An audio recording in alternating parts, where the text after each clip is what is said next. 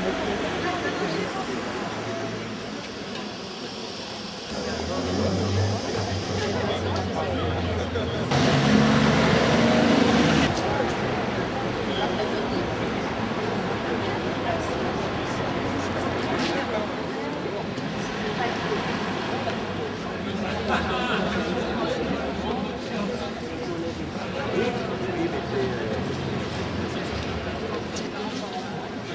la cotation de nos actes, effectivement, je pense que pour certains, il est assez difficile de se dispenser d'une après-midi pour venir participer à notre manifestation, compte tenu effectivement des loyers que nous avons à payer à Paris. C'est ce que j'ai rappelé en particulier, hormis les 4 points qui nous réunissent aujourd'hui.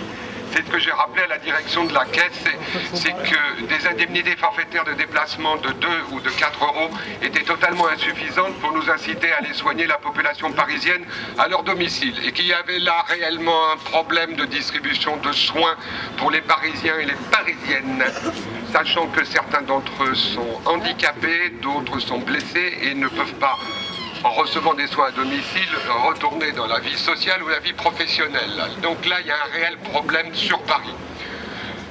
D'autre part, sur Paris, puisque nous sommes parisiens, il y a un problème de démographie. Or, on veut nous imposer une carte sanitaire.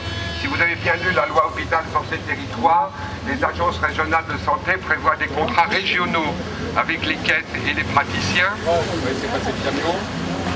Avec les caisses et les praticiens. Donc nous risquons d'être soumis avec cette loi, si elle est conclue, d'avoir des contrats particuliers sur Paris pour la position de notre démographie. Autrement dit, c'est une atteinte à notre liberté d'installation. Donc les jeunes seront régulés quant à s'installer sur certains arrondissements ou quartiers de Paris, et de même que les anciens auront des problèmes pour vendre leur cabinet. Donc nous demandons, et c'est l'un des points qui nous réunit aujourd'hui, une régulation de la démographie en concertation avec les caisses et avec des mesures incitatives. D'autre part, nous avons demandé, dans le cadre des simplifications administratives. Alors, pour rappel, sur Paris, nous avions particulièrement avancé les travaux et on avait obtenu la disparition totale de la demande d'entente préalable en mesure simplification.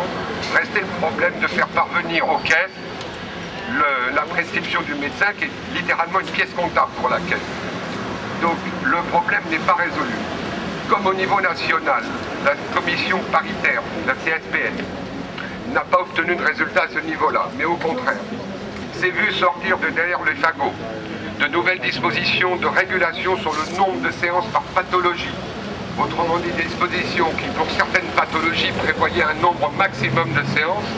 Et pour pouvoir renouveler les soins dans ce cadre, il fallait une demande d'entente préalable, il faudrait une demande d'entente préalable réalisée par le médecin prescripteur.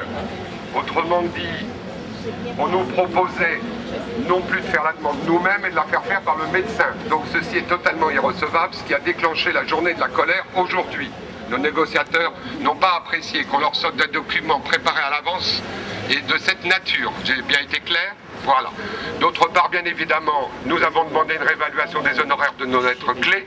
Nous demandons une amélioration de la nomenclature pour un certain nombre de pathologies, ce qui était prévu, ce qui est toujours en négociation et ça n'avance pas.